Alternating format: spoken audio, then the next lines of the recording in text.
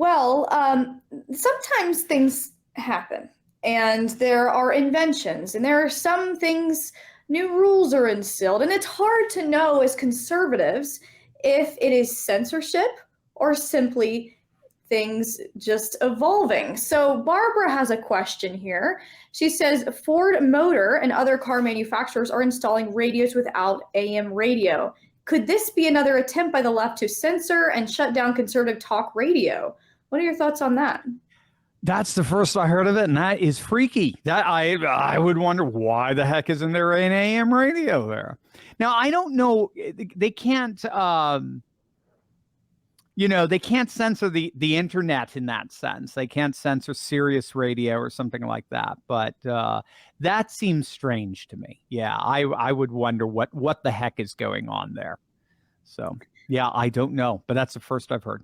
Is the radio on decline though, Steve? I know for my generation, I never listened to the radio. Yeah, that's totally fair. That's a totally fair assessment. Yeah, so cable news. That's why, again, I wouldn't worry. I had a lot of people today on the YouTube and Rumble live stream. I had a lot of people on there going, oh, but doesn't this mean that truth isn't going to get out there, and that now news is going to be dominated by the lie? And I'm thinking, how old are you guys? Come on, man. I know I'm no spring chicken, but come on, guys. I mean, why do you think? When did you start? This isn't the 1990s, the aughts anymore. When did you start thinking that broadcasting and communication was somehow dominated by cable and by, in this case, and by radio? I mean, we're all connected by the network now, the internet, in all kinds of ways. We're so connected. I was just listening to a very interesting lecture the other day. We're so connected by virtue of networks today. No matter where you grew up, America, UK, Australia, Canada, wherever you grew up, you could basically be an expat anywhere in the world. You could live anywhere in the world and still have access to all the things that you generally loved about growing up where you were. Now, you won't get some of the great foods, no question, or just, some of the beautiful sights, or whatever. But in terms of the day-to-day ability to buy, to purchase, to live, 20 years ago, if you wanted to access Amazon, you had to be in the States or you had to be in North America or something. 20 years ago, you wanted to access Facebook. 20 years ago, you wanted to use your Gmail account. You had to be in a particular region.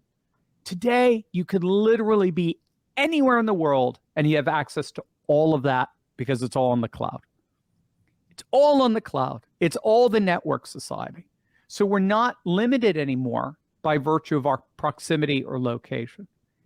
And so that's what I mean. Tucker isn't limited anymore by virtue of Fox News, or, Rush wouldn't have been limited by virtue of radio, although radio would have suffered. It has suffered dramatically since he left.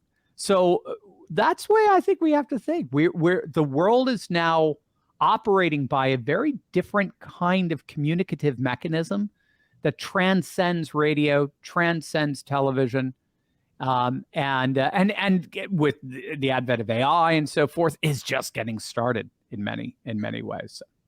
Are you tired of living paycheck to paycheck? Do you want to learn the secret to paying off your home in just 5 to 7 years on your current income? What if we told you that we're about to expose the banking secrets the wealthy take advantage of each and every single day? Does this pique your interest? Well, so then you need to watch this video with Michael Lush, founder and CEO of Replace Your University. He's about to reveal the bulletproof financial blueprint that will change your life forever. But beware, this is not your typical financial advice. It's a daring, unconventional approach that challenges everything you thought you knew about money. You ready to take the leap and embrace the unknown? Click on that link below to join the revolution and discover the truth that will set you free. But be warned, once you see the light, there's no going back.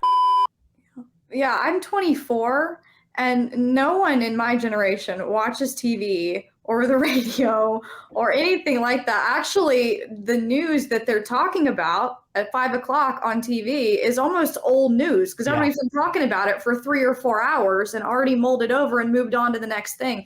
Right. News moves so quickly. It's amazing. So, yeah, just as a young person, it's interesting to me. I think Tucker's going to have actually much more of a following and much more influence apart from Fox News, more than ever before. So that's right. It's interesting. Well, you mentioned AI, Steve, and Jim and Kathy Terrell have a question about it. They say, how about AI? I saw an article that AI is progressing much faster than expected. There is a real danger there, they think. What is your thought on that? So well, it is, and it's going to continue to progress. Because ironically, there's sort of a nationalist arms race with AI right now. It was Vladimir Putin just a few years ago said, he who controls AI will control the world. And he meant that economically, he meant that militaristically. You know, AI could actually, in many ways, at least theoretically, nullify MAD, mutually assured destruction. AI may have the ability to actually shut down or radically deplete an ability for a nation to respond to a nuclear strike.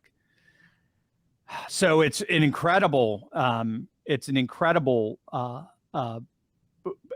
has the potential of being an incredible weapon.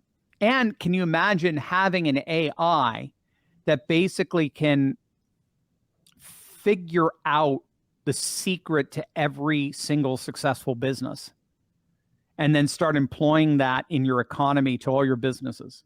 Can you imagine what kind of astonishing economic advantage you would have over any other nation's economy? So that's what he's kind of getting at. He's getting at this notion that he who controls AI controls the world. So there's basically an AI arms race. This is why I thought Elon Musk's call to kind of have a temporary suspension of AI development was unrealistic. I don't know quite where he was coming from on that, because how is he going to stop China? How is he going to stop India? How's he going to stop Japan on it? Although Japan tends to have a much more Zen conception to AI, so they don't like using AI in any way that could be used to kill or to destroy. It's very Buddhist in that sense. East Asian AI sentiments. That's another very interesting thing, because a lot of the world is pushing back, saying, hey, wait a minute, why is the West writing the rules for how we do AI? You know, the East has its own theory of AI, its own ethics of AI. Why is it that this West, and this war-torn West, actually, or warmongering West, gets to write? So it's all these interesting international geopolitical dynamics there. Having said that, there's two schools of thought, as I understand. So one school of thought where Elon is coming from is that AI can basically build its own consciousness. Eventually, it'll be able to build its own consciousness. And in that case, you do get something like Terminator. You do get something like machines rising up and trying, machines rebelling against their creator the way we rebelled against ours. How's that for a theology of AI, right? So that's one side, and that's the side where he's very, very worried. There is another very vibrant philosophical side that says that's never going to happen. Because the only way you can assume that's going to happen is if you reduce human consciousness to brain mechanisms, and that somehow we're going to reproduce those brain mechanisms and then create a comparable consciousness. But consciousness, we don't understand consciousness. We don't understand human consciousness. We don't know what it is. It's a mystery. I was just listening to a very fascinating scientist, philosopher scientist by the name of John Searle, who gave a whole lecture on YouTube on consciousness.